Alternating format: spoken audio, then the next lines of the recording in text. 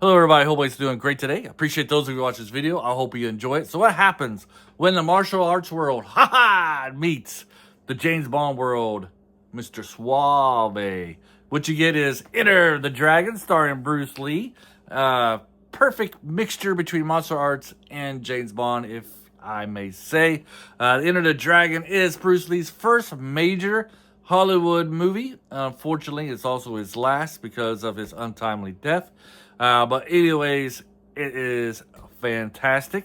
And in a fusion of two worlds, you can say it's classic spy film mixed with Hong Kong fight, especially during the iconic mirror scene. If you guys haven't seen that, it's excellently done.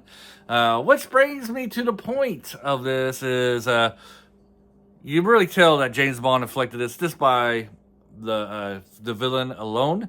Our villain here, he has a white cap, just like James Bond. Blowfield, whatever his name is. And he has gadgets. In this one, he has a claw hand.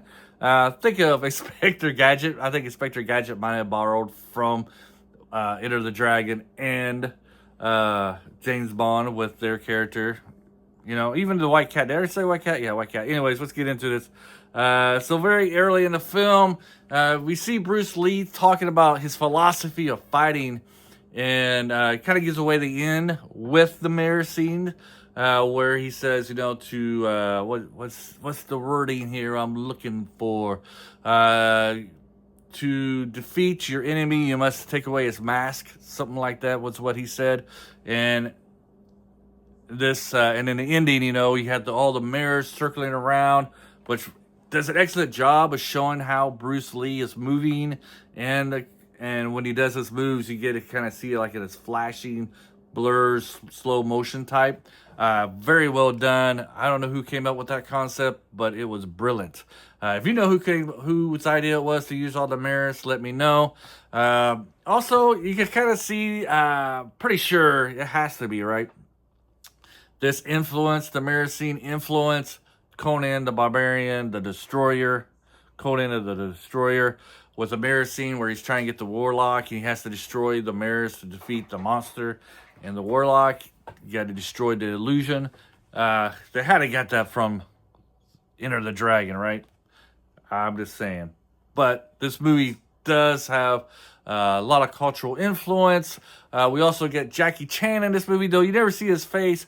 But this is the movie where Bruce Lee accidentally hits Jackie Chan and then later promises him that he can be in all of his movies into the future. Unfortunately, we know why that does not happen.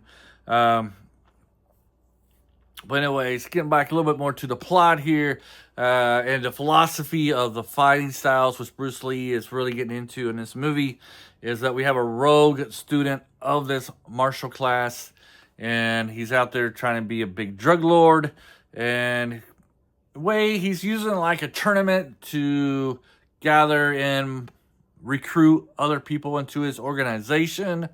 That's why you got Saxon here, whose character is heavily in debt. He's trying to win his tournament to get out of debt, to pay off his debt.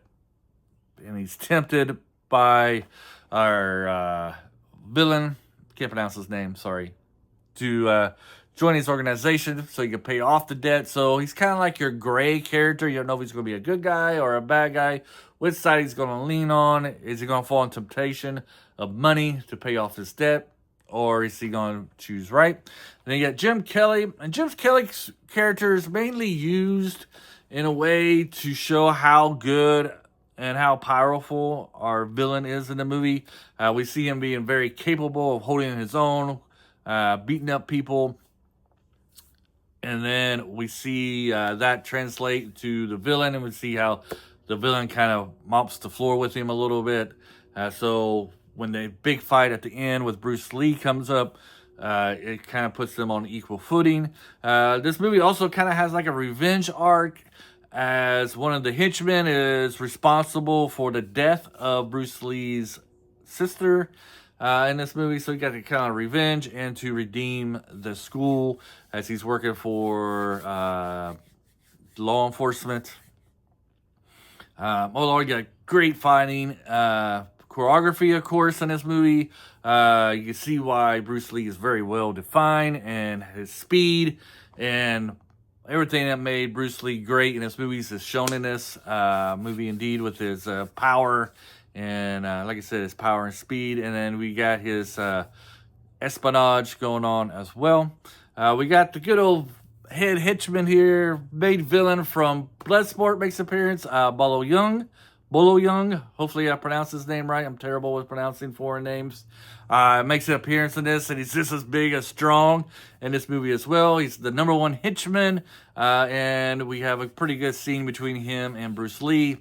It's very well done as well, as we see the slimmer Bruce Lee, and you know, Bruce Lee's pretty cut for his size. He's probably on the way to, what, 130, maybe 150 at the most, 140-ish.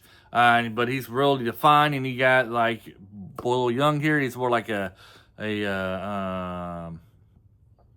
weightlifting powerhouse, like Arnold Schwarzenegger type thing. He's very, very thick and very big, muscular, and great fight. And just like though he loses Bruce Lee, he loses to let me rephrase this. Just like he lost to Van Damme, he loses to Bruce Lee. Sorry, I've been talking a lot today. This is like a lot of videos, so my tongue is not working like it should be. Apologize for that. Let's get into the women in this movie. For Bruce Lee's sister, she's very capable of holding her own. Her only problem was she was outnumbered. If she was fighting these guys one-on-one, it looks like she could definitely kick their rear ends. She does commit suicide in the end, so she won't be she won't be raped. Hopefully YouTube don't cut it for that word.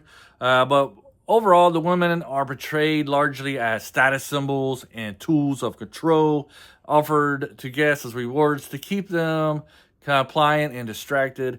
It's uncomfortable by design, but reinforcing the villain's mindset and how power treats people as commodities. The villain himself feels straight out of a James Bond movie, like I said, complete with comedy millionaire. I'm trying to read my notes here, trying to sound professional. But that's kind of how the women are treated, as commodities, trophies, distractions for these fighters.